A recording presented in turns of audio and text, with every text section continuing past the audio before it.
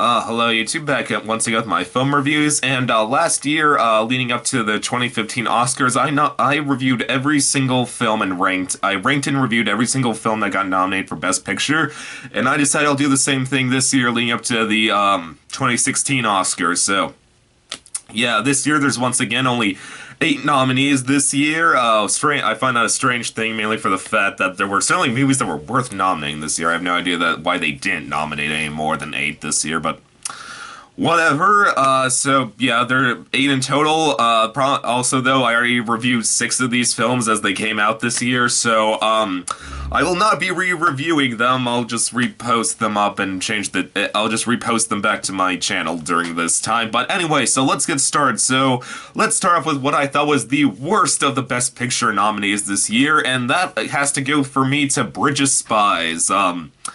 Yeah, I was not a huge fan of this movie. The plot, for those who don't know, it is the story of James Donovan, a insurance lawyer who defending in the court of law, a man named, sorry, I wrote my notes, wrote his name down, Rudolph Abel, a captured Soviet spy, and represented him in the court of law and ended up exchanging this guy for 2 U.S. Hostages in Soviet Russia. So that's about the movie. What did I think worked and didn't work about this movie? Well, one, I gotta say Tom Hanks as James Donovan. He is Tom Hanks. He is truly one of the greatest actors alive at the moment, Tom Hanks.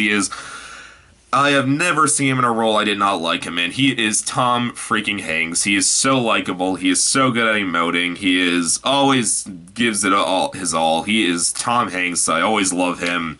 So always gotta love Tom Hanks. That, but also though, Mark Rylance, I think that, or Rylance, I hope I'm saying his name right, as the Soviet spy Rudolph Abel, he was also great in this movie. The fact that he was able to make you care about a Soviet spy in the height of the Cold War is just so amazing, and truly is a testament to how good he is in this movie. But you really want to see this guy survive this movie because you just really did like him. Like, you really liked the relationship between him and Tom Hanks, just like he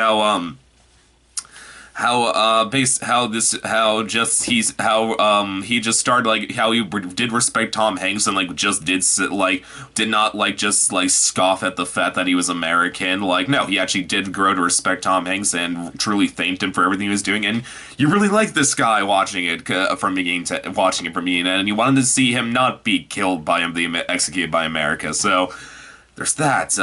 Mark Rylance also gave an outstanding performance. So there's that.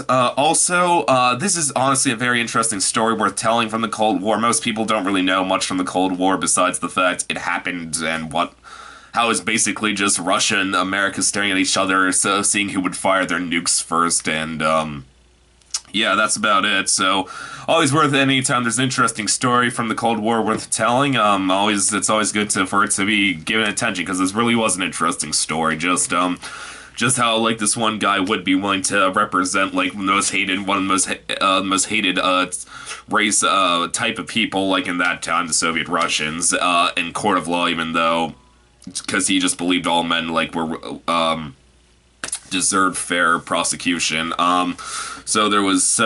It is a good story to tell. This is a very well made movie. It's made by Steven Spielberg. He's a great director, Steven Spielberg, as we all know, and he did a good job at truly giving you the feeling for the time, just how nervous and stressed out everyone was at every moment, thinking the nukes could go off at any second. So that's what I liked about this movie. The main 2 actors were great. It's a good story, and it was directed well. What did I not like about this movie, though? This movie suffers from 3 huge issues, I feel, from beginning to end in this one, that really holds it back from being great, in my opinion. And the first one being, the problem is this is a story about the Cold War, and we all know how the Cold War ends. We know this does not end with nukes going off. We know everyone's gonna be fine at the end of this, so that really dampers it. When the American pilot, who one of the 2 people Tom Hanks is sent to negotiate for, is basically, like, they're afraid he'll give information to the Soviets. you don't care really, because you know the nukes never went off. You know that's how the Cold War ends. You don't. I was not did not feel at all intense when all this crap was going on. So there's that. That was a major issue. The second big issue is I feel with this movie. I feel the first half's great, like when it's Tom Hanks representing Mark Rylance, but the second half, when it's Tom Hanks negotiating with the Soviets for the release of the two Americans in exchange for Mark Rylance character, I didn't care at all about the two people like he was trying to free, because you don't spend any time with them. Literally, one of them is only given one scene, like when he shows up and gets captured by the Soviets, and they're only just a pilot who basically, he was in part of it, he was like in one scene before, then he was part of an action sequence, then that's like the rest, that's all you see of him till the end, and I did not care, like in Argo, that is another story about getting hostages out, another spy thriller about saving American hostages. You spend time with these people, so you cared when they were trying to get out. I cared to see these people get out of this situation, but in this movie, I did not care in the slightest about these two, because you never spent any time with them, so when like basically if this all went to hell, if we didn't get those two back, I would have been like, I don't care, whatever. It's just you never got to know any of these two, and so there's that, and the third main issue is this is an issue with a lot of Steven Spielberg work. I found this movie so goddamn hokey from beginning to end.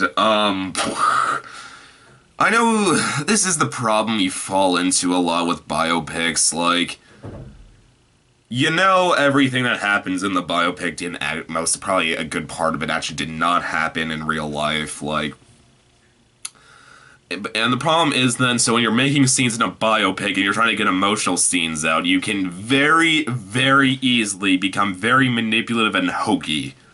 That's the problem. You have to it's a very hard balance with making a biopic to how to be not overly sentimental, and I feel this movie crossed the goddamn line so many goddamn times. Well, for one, there's just Tom Hanks' character. He's the most perfect human being who ever lived. I cannot imagine a better human being than Tom Hanks. There is, like, just not one scene of him being a dick or just, like, being, like, when he's supposed to, like, represent this guy in a court of law and his life's being threatened by people, like, him being like, you want, no, I don't know what the point is to defend you if I'm risking my life for this, like my family's life for this. There's like no scenes of this. He is always just the most perfect human being from beginning to end in this movie.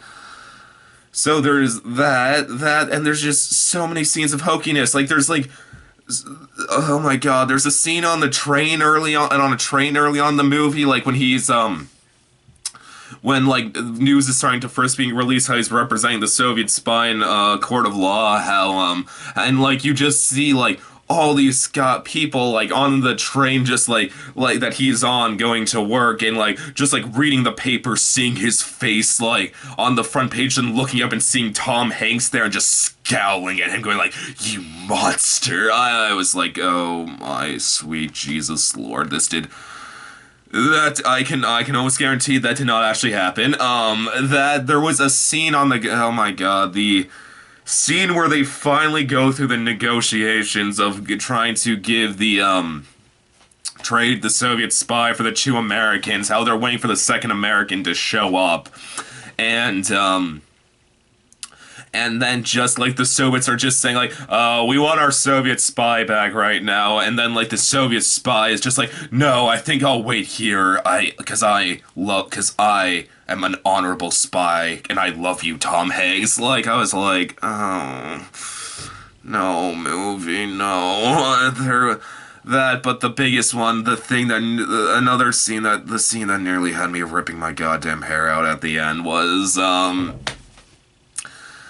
there's a scene at the very end after Tom Hanks has been, he's basically getting a huge news spread how he has successfully negotiated the Soviet spy for two American hostages' lives, and it's just this painful scene. Just I was face palming so hard during the entirety of it, where essentially, basically, he's on the train. He's back on the train as where that he goes to work, and it's like the same people who were scowling at him when they saw on the front page how he was representing the Soviet spy, and now there's like a story of him like how he saved two hostages' lives, and then you just see the same people like look up from the newspaper, like see Tom Hanks going there and like, thank you, Tom Hanks. We were all so wrong to question your beauty.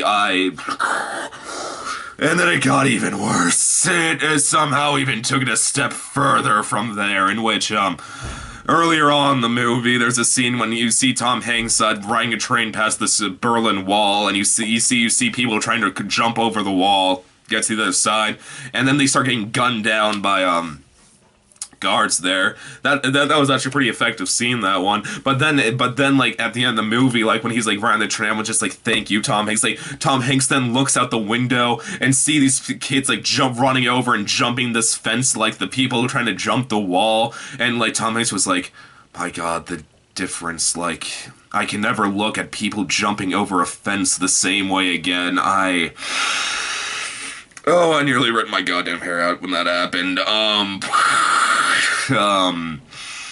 Yeah, so that's my problems with this movie. I honestly do not understand why people are saying this is such an intense spy thriller. Really? I thought this was a really hokey one. But I will say this, I thought the first half was great. I thought the stuff with him representing the Soviet in court of law was really interesting. I just thought all the stuff with him negotiating was really boring, and because he knew it works out fine. Nukes don't go off. There's a reason it's called the Cold War. So on the whole, I'd average out to a 7 out of 10 for me, or 3.5 out of 5. On the whole, I really liked it because I thought the first half was great. It's not the same part. It's decent, the second part. It's still well directed and has Tom Hanks in it. And but for me, if you want to see a really dark, really effective spy thriller from 2015, watch Sicario. That movie was a really great one about just that movie did everything right that I feel Bridge of Spies did wrong, like kind of like, because like it made like lines blur, it made blurred lines, and it was incredibly intense from beginning to end. Like you really question some of the characters' actions if it was for the better or worse. I just feel this movie is just considered such a good spy thriller because it's just such a mainstream one, and you usually don't get a mainstream spy thriller. So yeah, I thought last year's The Imitation Game was way better than this. But anyway, but I will say this, I know I'm the minority on this. I know a lot of people think this is a great movie. I'm not one of them, but, like, I fully know I'm the minority when I say that. So, take that for what it's worth. So, ranking the Best Picture nominee is number 8, Bridge of Spies. YouTube, as always, please subscribe, and I'll see you next time. Okay, bye.